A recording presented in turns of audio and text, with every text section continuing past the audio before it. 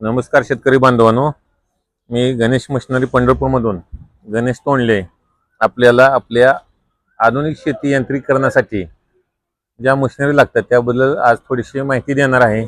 आज आपण बघू शकतो या भारत हा कृषीप्रधान देश आहे आणि ह्या भारतामध्ये आज शेती करायलाच मजूर मिळेना झालेत.